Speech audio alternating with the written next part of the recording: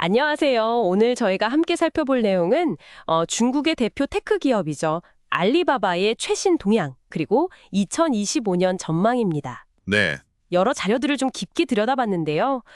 실적 회복세부터 또 핵심 사업의 변화, 그리고 여전히 남아있는 리스크 요인들까지 알리바바가 과연 제도약의 발판을 마련했는지 한번 자세히 파헤쳐보죠. 네. 흥미로운 주제가 될 것 같습니다. 특히 저는 이 부분이 궁금해요.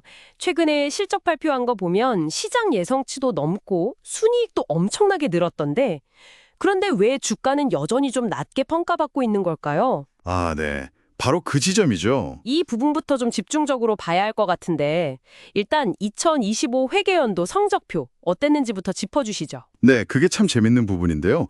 일단 실적 자체만 놓고 보면 상당히 인상적입니다.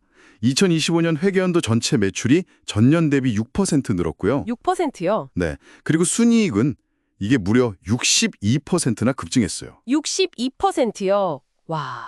특히 올해 3월 분기 실적을 보면 영업이익이 전년 동기 대비 279%나 뛰었습니다. 그러니까 수익성 개선이 아주 뚜렷하게 나타난 거죠. 이야, 엄청난데요? 그런데 말씀하신 것처럼 이런 실적에도 주가 수익 비율 그 PER 있잖아요. 네네. 그게 8배에서 한 12배 사이다.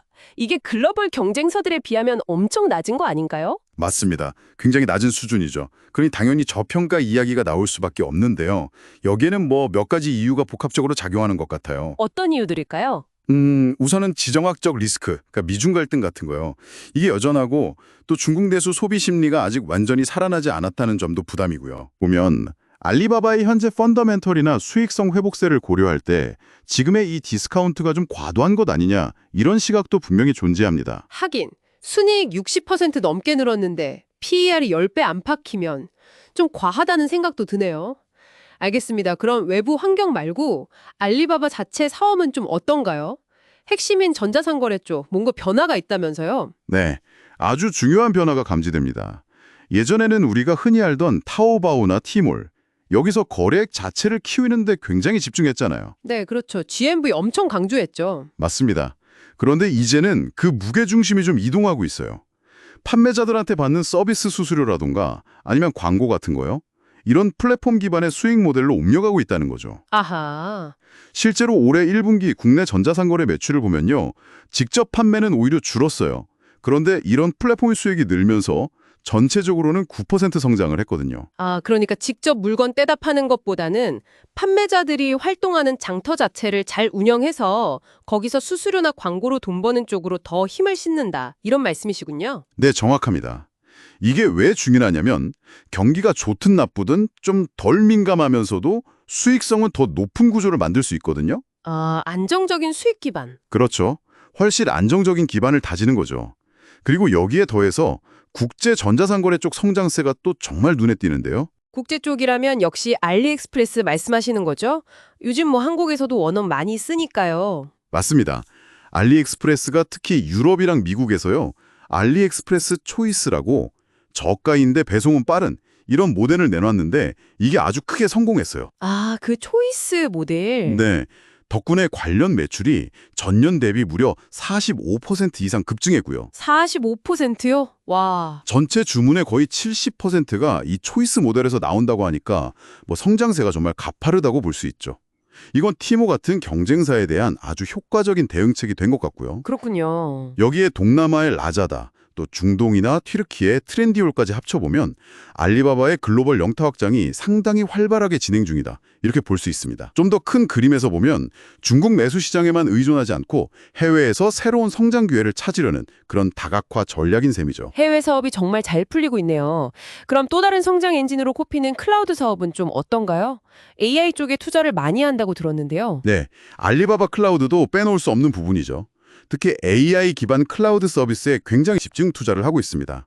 그래서 관련 분야에서만 7분기 연속으로 세 자릿수 성장을 기록했어요. 세 자릿수 성장이요? 7분기 연속? 네, 중국 내 클라우드 시장에서는 여전히 점유율 1위를 지키고 있고요. 동시에 해외 시장 공략에도 속도를 내고 있습니다. 특히 그 대규모 언어 모델 LLM이라고 하죠. 네네. 이 LLM 기반의 AI 서비스 경쟁력도 상당히 갖췄다는 평가를 받고 있어요. 이게 중요한 게 기업 고객들한테 훨씬 더 스마트한 데이터 분석이나 뭐 자동화 솔루션 같은 걸 제공할 수 있다는 의미거든요. 클라우드도 AI를 중심으로 아주 탄탄하게 성장하고 있군요. 들어보면 전반적으로 좋은 소식이 많은데요. 그래도 여전히 불안한 부분, 리스크 요인들도 있겠죠. 아, 물론입니다. 리스크를 간과할 수는 없죠. 가장 큰 건 역시 중국 정부의 규제 가능성인 것 같아요. 언제든 다시 플랫폼 기업들 규제 카드를 꺼내들 수 있다는 불안감은 늘 존재하고요. 그게 참 예측이 어렵죠. 네. 그리고 미중 기술 갈등이라던가 아니면 중국 내에서의 경쟁 심화 이런 부분들도 계속 주시해야 할 변수들입니다. 다만 알리바바도 이런 상황을 그냥 보고만 있지는 않고요.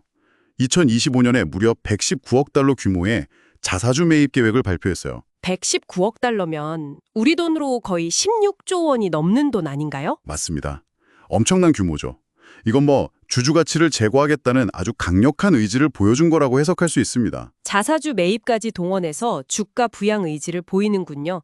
정말 여러 가지 상황이 복잡하게 얽혀 있는 것 같습니다. 그럼 이 모든 내용을 종합해 봤을 때 알리바바의 현재 상황과 미래 가능성 어떻게 좀 정리해 볼 수 있을까요? 정리를 해보자면요. 알리바바는 분명히 실적 회복세를 보이고 있는 건 맞아요.